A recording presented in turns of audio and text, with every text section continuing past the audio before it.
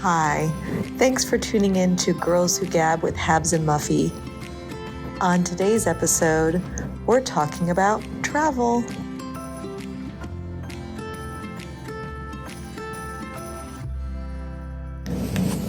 Hey Habs, it's Muffy.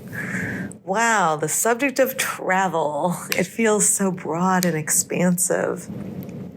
Particularly because I've just been on travels. If you've been tuning in to Girls Who Gab, we've been talking about recently our holiday plans.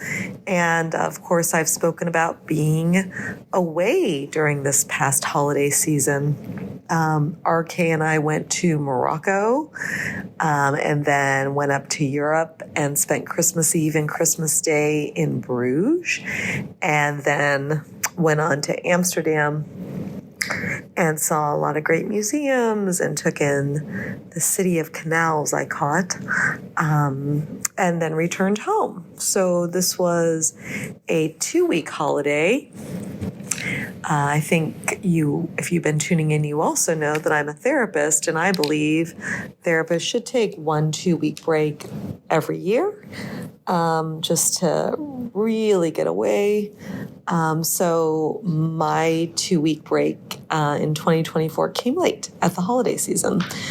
But I did take it, and we mashed up those countries.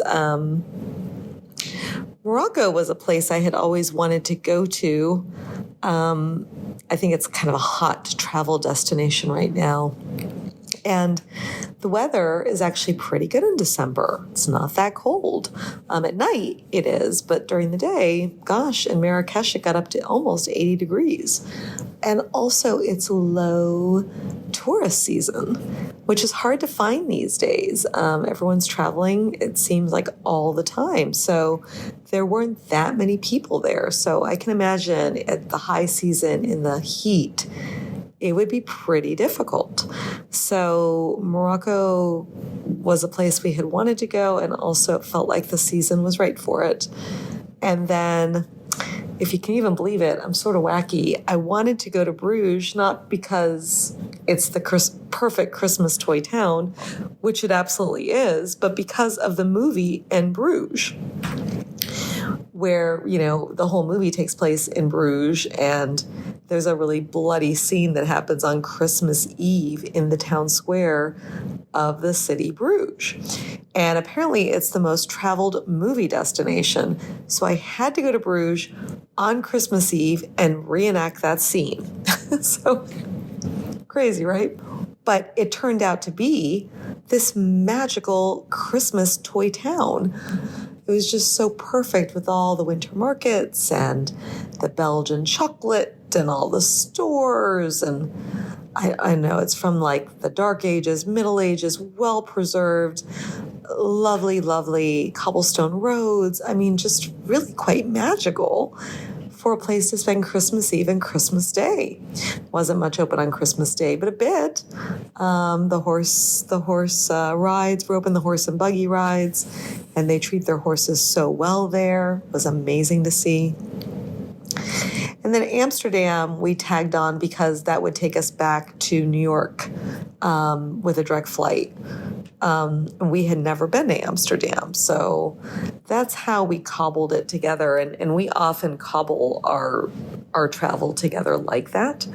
I guess you could say RK and I are really like well-traveled people. It has been I don't know, maybe it's just like a cornerstone of our marriage has been to travel. I mean, RK himself, he grew up in Borneo as a small child in Malaysia, and then moved to a suburb of Kuala Lumpur in Malaysia in his most formative years. And then his parents sent him to boarding school in Australia. And then many years later, when he was doing a fellowship in radiology, he ended up in Canada, and that's where we kind of came together. And then we went back to Australia together, and then we moved to Seattle. But just his beginnings are very much of the world. Father is from Malaysia, but grandparents originally Sri Lanka, and he's Indian, like I am. I'm half Indian. And although his roots are in India, he doesn't have any family in India. His mother's family all went to South Africa. So he really is sort of the world and brought that component into our marriage, and something I very much wanted. For myself, as a kid, I grew up in Ohio and didn't go very many places outside of Ohio. We had a small stint where we lived in central Pennsylvania. I went to college in Ohio, and I spent all of my 20s pretty much in Washington, D.C. And I would say travel was really not something my family very much embraced. I mean, it probably was the times, it probably was economics. We did go to India once as a child, so we saw that. But there was no other international travel for my family other than that one trip. And we didn't really even travel domestically. We went around Ohio. We would go to Virginia Beach for like school break, like, for a week in the summer. And we did take one trip to Disney World in Florida. But it wasn't like when it was Magical Princess time. I was like 13 when that happened. We didn't travel. My parents just were not. They probably would say it was economics. But I also don't think they're people who were all that interested in it, because they didn't even travel very much locally to interesting places. So it wasn't really on my radar. When I went to D.C. and I was living with people, it became more on my radar that people are actually out traveling. But during that time, it was sort of like, oh, I get to house sit. That made sense for my economics. I didn't have to pay rent. While they were away, I got to be and take care of the place. So I learned a lot about home ownership in that way. But I didn't really travel much. I think when I finally broke out and started traveling was toward the end of my 20s when I would go to Cape Cod, which I really loved. I had a job in my mid to late 20s that had me traveling all over America. And that was cool. And I would always tag on like a day or two to see the place. And I saw a lot of America. I mean, for me, a lot of America in that way. The southern states, western states, New England states. It was great. I really, really enjoyed that. So I guess that's when travel started for me. But, at some point, before I met RK and kind of after that work in DC, I departed for India to reconcile my biracial identity, because I'm half white and half Indian. And so I went off for 6 months to India and was with my family, and then went off and just traveled on my own, and also with friends in other parts of that country. And while I was there, I kept taking what I called India breaks, and I went to Italy, and I went to London, and I went to Australia. And it was just like a mind-blowing time for me to just be out there. No job, no thought to come back to America or stay away, just really being open to the world and seeing it, and in that process reconciling my identity, which was a really important part of my development as a person. And that ultimately took, like I said, I took one of those breaks to Australia where I picked up RK in a coffee shop in Sydney. So that is how the story goes. And of course, I met him while I was traveling on my own, and he was sort of ending a big training in radiology and was heading to Canada for his final year of fellowship training. So he was about to take flight from Australia. I was coming back to America. So we decided to get together, and we went to Canada, a country that was new for us both, which felt like kind of, equitable. It wasn't his country, it wasn't my country, it was something new for us both that we got to experience. And then we end up back in Australia because of visa stuff and also him trying to get back into America. We had to be outside, and then coming into America and living in Seattle, which when I was working in DC, I had gone to Seattle and I loved it. I thought it was a great city. And so when he said, "What do you think about Seattle?" I was like, yeah, let's go there. And we ended up there for 17 years. But of course, once RK was done with his training and everything in Seattle, we started to really travel. And that was a lot because his father was in Southeast Asia still is. And so we took that opportunity to see him. And then we do other parts of Southeast Asia like Thailand or Vietnam or Laos or Burma. So we just traveled extensively throughout Southeast Asia. And also we taught in Vietnam, both mental health stuff for me because I'm a mental health counselor, and for him with radiology. We were working with this university in southern Vietnam called Canto University, or it was a university in Canto, but I think it was called Canto University. So that was a really interesting travel experience, working abroad, volunteering, and then also seeing the country. And then we also just, went off to other far-flung destinations. And often we are motivated by our travel by animals. So we've gone on safari, both desert and regular. We just recently went to Namibia. But yeah, we're always sort of like trying to kind of, chase out of the way places and animal experiences. One thing that's on our mind is to go to the Pantanal in Brazil, where RK really wants to see the jaguars. So I think, and we want to go to the polar bears up in Canada and Antarctica to see the wildlife there. I would like to see the lemurs in Madagascar. So you get a sense that a lot of our kind of far-flung travel is sort of motivated by animals and wildlife. So that it has been. We have pictures. We frame pictures like every year.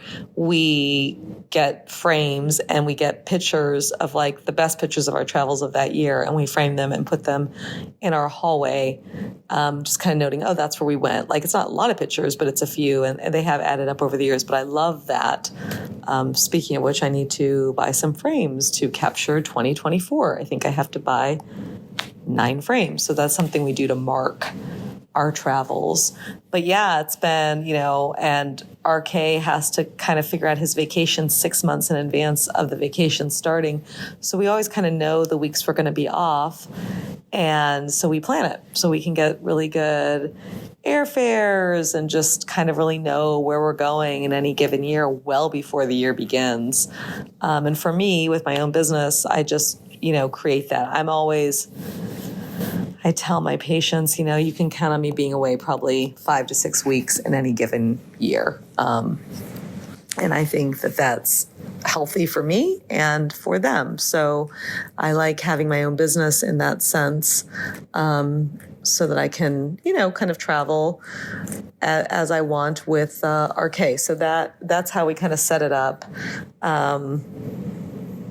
Yeah, but I don't know, had I not joined my life with RK, if I would have done as much as I've done. But it has been incredible. We have a map in our guest room where we put little push pins in about where we have been alone, but also together. And it's pretty full. I mean, there's still things. I mean, I notice we travel differently as we're getting older. That is the one place I really notice that we are aging. We used to do all sorts of really the places we used to stay and how we would do it was really kind of hard and not very high end. Let's just say that was pretty low end and tough, but we were there, so it didn't matter. And these days it's like soft. It's like nice places to stay, nice planes, the whole thing. Cause it's hard. It's hard. More tired. We notice we just don't do as much that quickly. I mean, we want to see things, but we're like, if we don't see it, it's okay. Let's go have a drink or let's go just chill out. So I notice our pace is a lot different. What we're really interested in has changed. We've done so much travel. Like in Morocco, we were just like, we've seen enough desert because we have, and we've seen enough mountains and the village people in the mountains. These things that are highlights in Morocco, we just didn't do. If you're not going to do those things, there's not a whole lot to do in the city. So we found ourselves like in a slow pace, which I don't think was bad for us because, that's what we really kind of want on vacation, even if we're in some exotic, far-flung place. So that has been interesting just to see how we have changed the way we travel and how we're going to continue to change. I mean, for sure, we will not be taking 50-pound bags moving forward, because on this trip, not only did I sustain a fall, which I'm fine, but he, I think, tore his wrist, some cartilage in his wrist. So he's still injured and having to see the doctor over. So things are changing, and travel is all about change, and it does reflect on us how much we are changing as we're aging. What about you, Habs? What do you think about travel?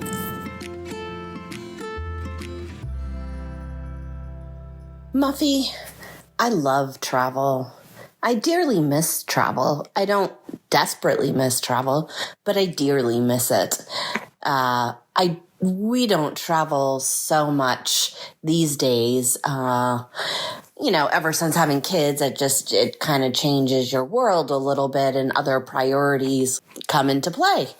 A and I did travel quite a bit, I would say, before we had kids, and we were always going somewhere, doing something, whether it be within the United States or outside of the United States. We really enjoyed our travel together. And even before that, I did travel quite a bit, whereas A really didn't. I mean, A is from Canada. He was born in Canada and lived there through grade school, and then his family moved south to New Jersey. His mom is American and his dad is Canadian, although now his dad is also an American. He got his citizenship a while back here. But he didn't really travel outside of the U.S. and I don't think his family even traveled a lot. Now, his father traveled a ton for business. He was always going to Asia. But I think his mom stayed home with him and his other two brothers. So they had 3 boys, and life was busy for them. But I think as a family, they really only traveled to Boston, where A's mom's mom lived, and then to Canada, where A's dad's family lived. I too didn't travel broadly as a child. My family, I think there's definitely some economic issues then, but back then people didn't really travel on the plane very much. People drove places, at least that was my recollection. And I lived in an affluent town. Now, my parents weren't that affluent, so we drove a lot. We drove to New England, basically. My mom grew up in New England, and her family was there. My dad loved New England. We actually ended up having a place on Martha's Vineyard. It was pure luck, not dollars and cents, but pure luck. I won't go into that story here, but so we drove a lot, and we went to Martha's Vineyard every summer, and we went to New England skiing. But I think we only got on a plane once as a family, and that's when we went to Disney World in Florida. That's my only recollection of traveling on a plane as a family. So I do think it was the times, economics, similar to your family, it was kind of a different way of living. People travel a lot more now, or maybe it's, where we live. I don't know. I mean, I live in a town that is very affluent, and a lot of people travel a lot, like every break, every summer. I mean, I know one family near me that they would be gone every summer for the entire summer. And like the traveling is crazy. And I don't really have that kind of affluence to be just traveling all the time. We don't have that much disposable income. So our travel is a little bit more limited than others. We have a family that we know very well, and the mom, She has unlimited vacation with her work. That's their policy. And she makes a lot of money, and her husband makes a fair amount of money too, I believe. They're always traveling. They've been everywhere. They've taken their girls everywhere. And I mean, it's incredible. It's amazing. A part of me wonders, like, have they left anything for the girls to discover on their own? But it's not a criticism. It's just kind of a question. I think there's something to be said for leaving some of the world as a mystery and an unknown for your children to discover. And yeah, the world's a big place, so it probably is. Would I like to travel more with my family? Yes. I think when the girls were younger, it was just so hard. And I don't think that they would have really appreciated it. And it would have just been like exhausting for A and I. So we, when we lived in California, it was just the three of us, A, T, and myself, and we didn't have any family near us. Everybody was on the East Coast. We didn't have really close friends. We didn't really have babysitters. I mean, it was just the three of us. And so if we went anywhere, it was just together. I think we went to Tahoe once with a family skiing, and that was okay. It wasn't great. I'm sure Tahoe is great. We just didn't have that experience. So as a family, we're kind of getting into it. I mean, we haven't done a ton, but we have done some stuff. And, I have noticed that it's really good for my family for us to go away together. Just we connect in different ways. We rejuvenate. We have a good time together. So, I'd like to do a little bit more, but I know that we're kind of in a place where we need to be a little bit more conservative with our money and spending, especially as T heads into college. But I'm hoping that we do a little bit more. I'm sure we will. And even when they're off at college or post-college, I'm hoping maybe we do a little travel together, or maybe A and I get back into traveling. He and I traveled a lot when we were together in our 20s and early 30s. We went to Australia on our honeymoon. We loved that. It's interesting. When I met A, he was like, well, why do you need to go anywhere else when the U.S. is so big and has so much? And I was like, well, there's a bigger world out there. And that question was raised because I have a friend who lives in Northern Ireland, and she was getting married. And I was like, okay, let's go to Northern Ireland. And he was a little bit scared because, like the history of it. And, we only hear certain kind of news in the U.S. And so it's not always correct. It's not always accurate. And it's always kind of narrow-minded. But my God, I took him to this wedding in Northern Ireland. We stayed in outside of Belfast, and then we actually went to Ireland and stayed in this castle where they got married, Castle Leslie. And he just exploded as a person. I mean, he loved it. It was just a completely life-changing experience. After that, he just wanted to go anywhere and everywhere. And we also kind of like unique, slightly different places. I mean, we've gone to some of the usual places. We've been to London. We've been to France. Actually, in London, I think I told you the story. We stayed in a youth hostel. And on our way out, headed to, we were going on the fast train to France, forgetting the name of it at the moment. Don't know why. We had an egg thrown at us. So, and like some like obscene saying like thrown at us. So, that was kind of funny. And also this youth hostel wasn't in London. And so when we got there, we went into London for dinner. It was kind of late. And we were in Piccadilly Circus, and it was really hard to find a place to eat because there were just so many bars and people partying. And the most vivid memory I have is that there was a person, I don't know if it was a man or a woman, and blood was just pouring out of their head.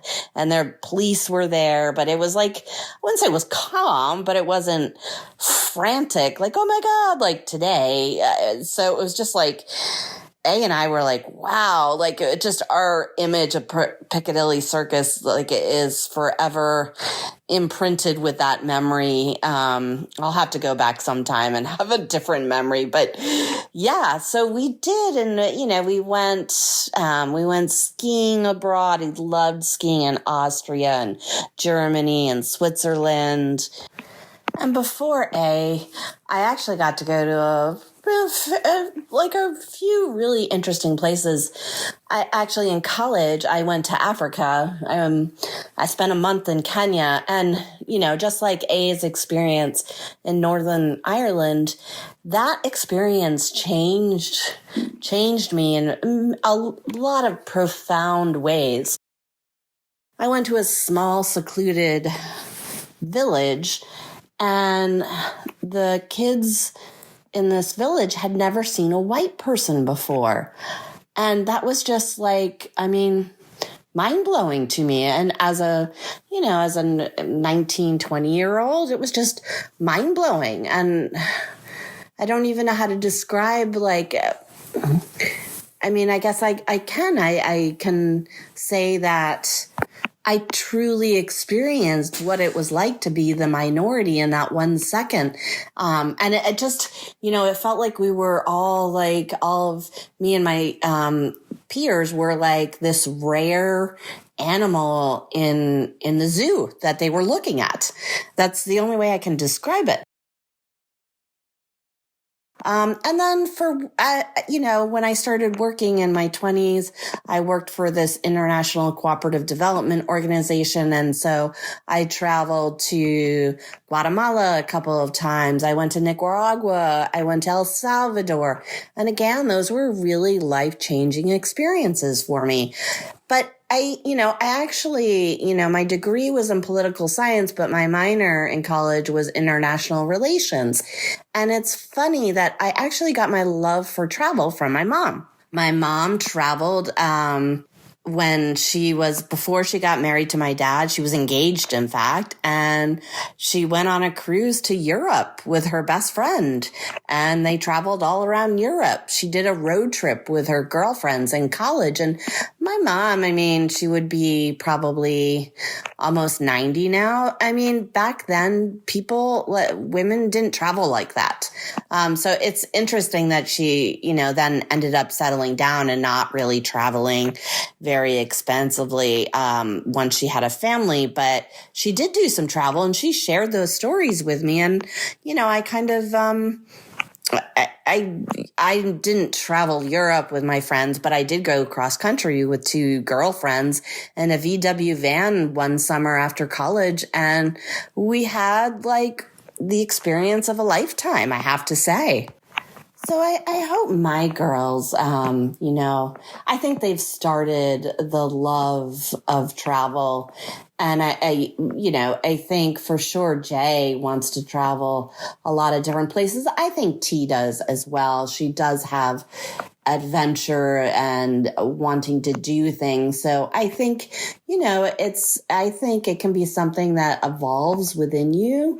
And so just because you don't have those experiences as a kid doesn't mean you won't have them as an adult, and vice versa. It is interesting to me and very foreign, that some people don't have that travel bug at all. To me, that I'm just baffled. I can't grasp it. I would have to say my brother is one of those people. He really doesn't have, he really hasn't traveled that much. He did go to Japan once for work way back, maybe early post-college. And he was kind of just unimpressed. He didn't really have a lot to say about it. And and what he did was just kind of made you kind of think and go, huh? But after that, he and his wife, I think they went to Hawaii for their honeymoon. But they really haven't traveled. They haven't had the means to travel a lot, but he's never expressed an interest or an urge to travel. It doesn't even cross his mind. I just think the whole concept of travel, and what it means to you and what it does to you is such a really a big, interesting conversation. And I'm a firm believer in people traveling to broaden their minds and their experiences and like open up their world. And I think it does change a person, and it makes them respect and appreciate, diversity, like diversity of just thought, of cultures. You can have that where you live, of course, and I think we do here in P-Town, but I think the travel itself is just an incredible and amazing experience that like no education could give you, right? In some ways.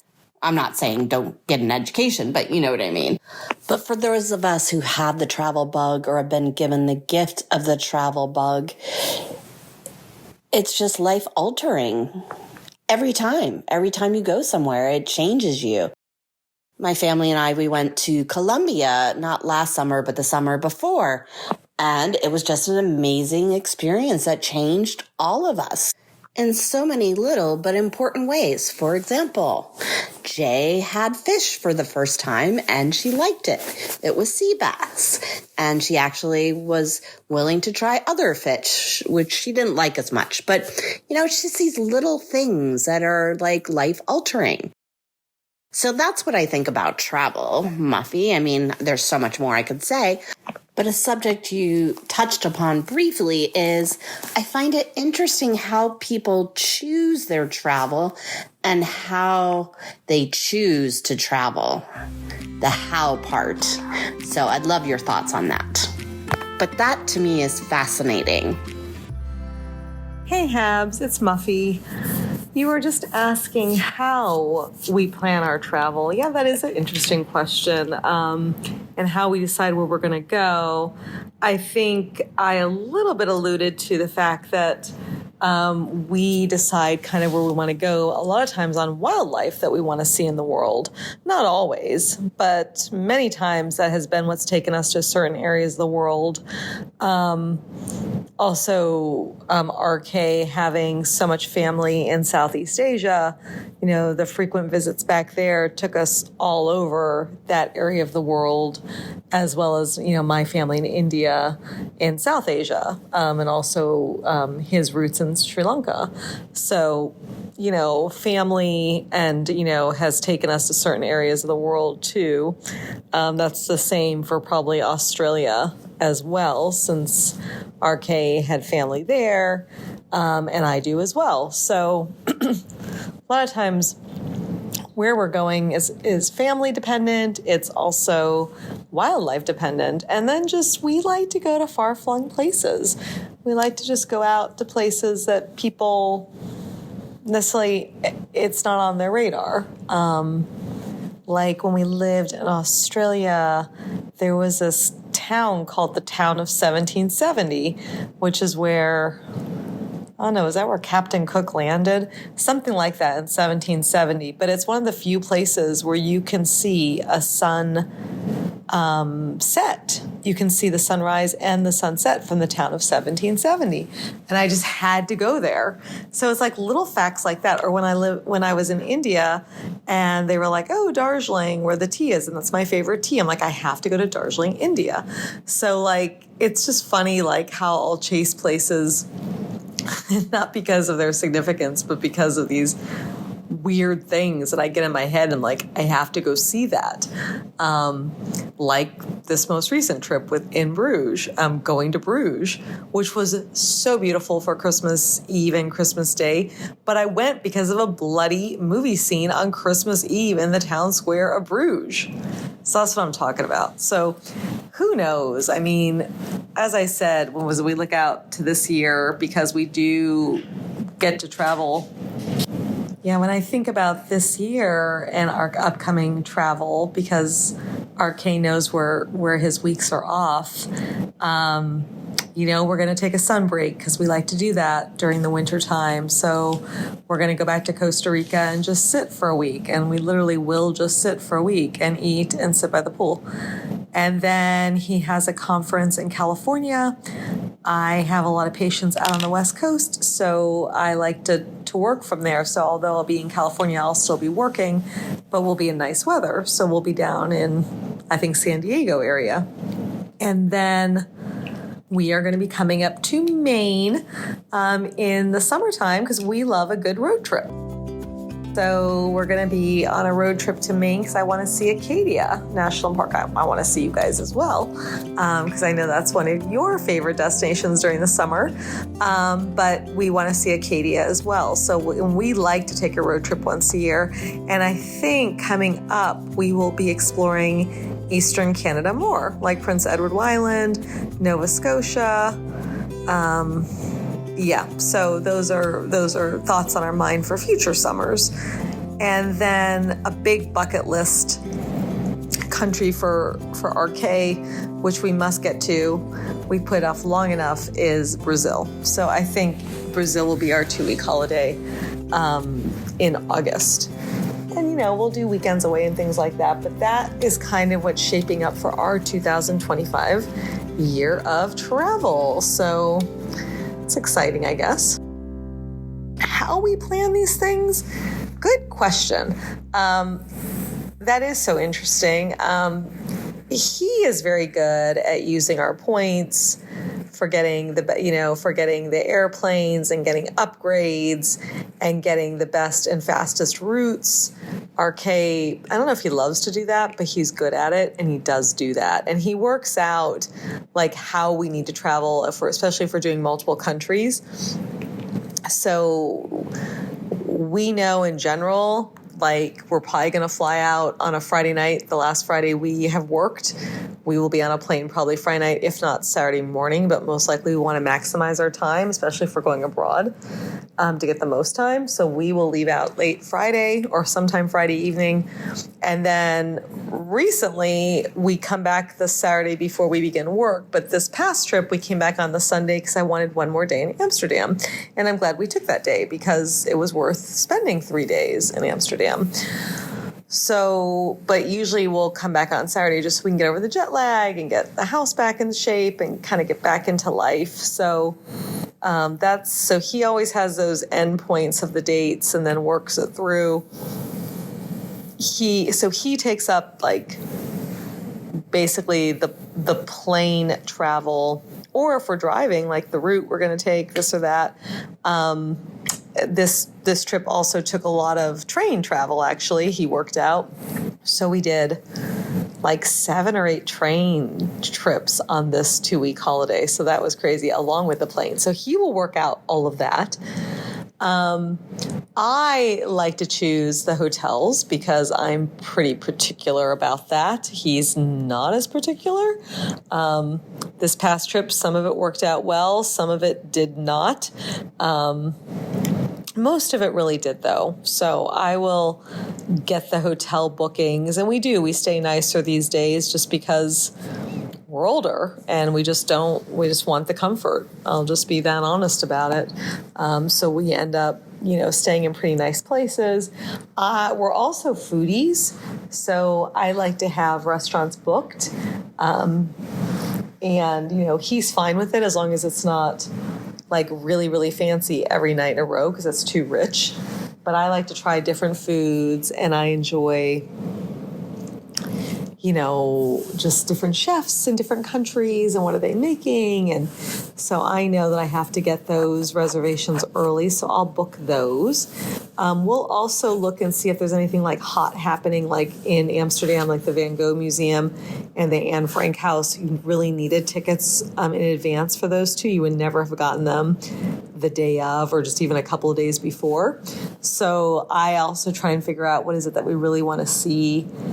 If there's something he really wants to see, more of for him it's historical sites or things like that, he will book a private tour. So we'll get those things like done in advance just so we have those. We'll also often get transfers from the airport to our hotel so that when we're arriving and we're a little bit discombobulated, there's someone there with our name on a placard saying, "Here, come with me," and take the luggage and just get us where we need to go, rather than dealing with whatever we have to deal with when we get there. So we've come to get transfers a lot of times between hotel and airport. and he arranges that as well. So we sort of divvy it up. You know, I'm more like the life of the trip, of like what we're doing, the hotels, the food, maybe the sites that we're going to see that we may need bookings for. And he's more the semantics, the actual details of the actual travel. And he does it very well. We've been traveling enough together over these many years to like, he knows like what airplane seat I want, what sort of, like he really, really knows the details, because it was so painful to iron those out early in our marriage, early to mid-marriage, I'd say. But, 22 years together at this point, and he knows exactly where I want to be seated on a plane, how I want to be seated, what's going on with all that. So that is very comforting these days. He knows that. So that's how we do it. I mean, we know those weeks really early, and then he moves to get the flights and whatever. So we just sort of coordinate it that way. And it does help to have that long runway to plan the travel, because I think sometimes if you're just like, okay, we're going to go somewhere next week, that might be more difficult. But sometimes I miss just the spontaneity of let's just go. But we don't have a lot of the spontaneity in our travel, but we do it on the weekends. Like we will go away and do all sorts of things on weekends, which gives you more spontaneity for 2 or 3 days, rather than like our trips. Like we're not ones to be like, let's just go away for a long weekend to London tomorrow. Like we just don't do that. But I wonder what it would be like to do that, to travel like that. I have to do that at least once in my life. We're just like, okay, let's just fly tomorrow and go somewhere.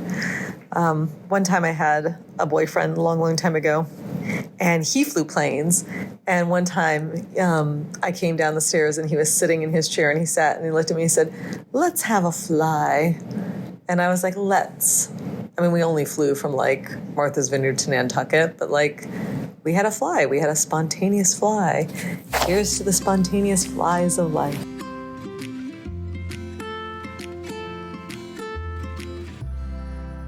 Hey, Muffy.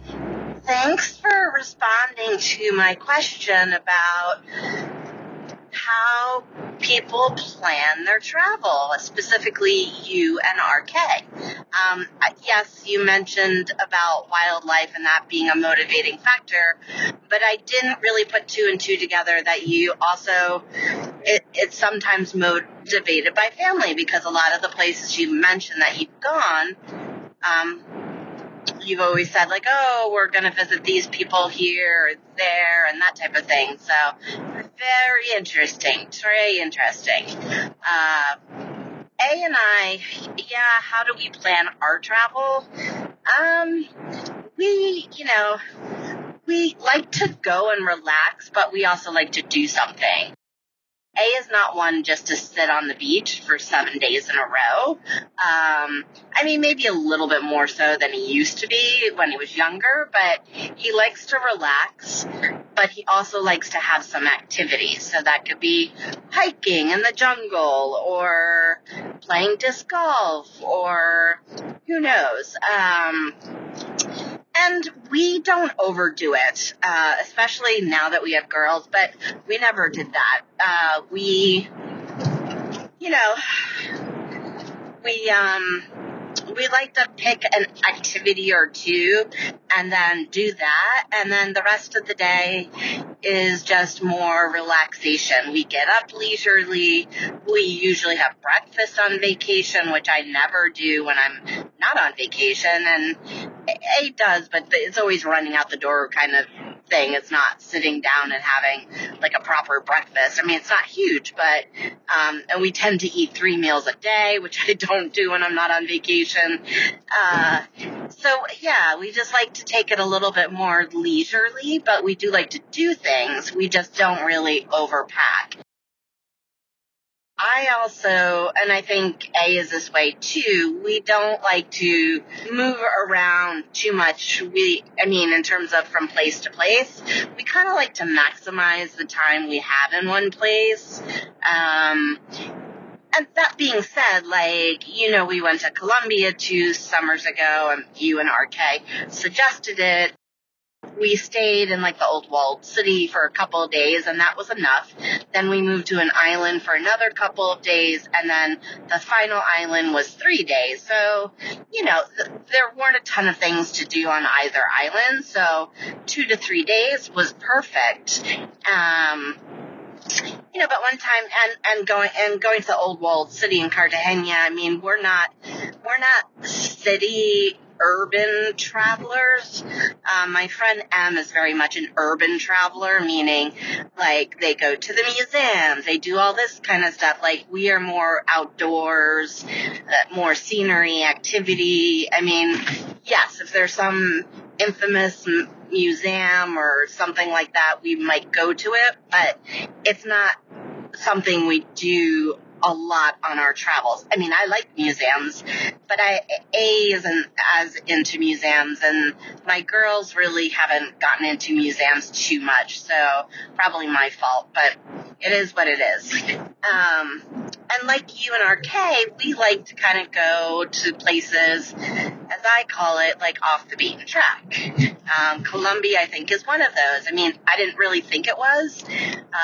And, you and RK had suggested it, but when I started telling people, or I told people after the fact that we went there, they were like, what? You went to Colombia? Is it safe? What about the cartel?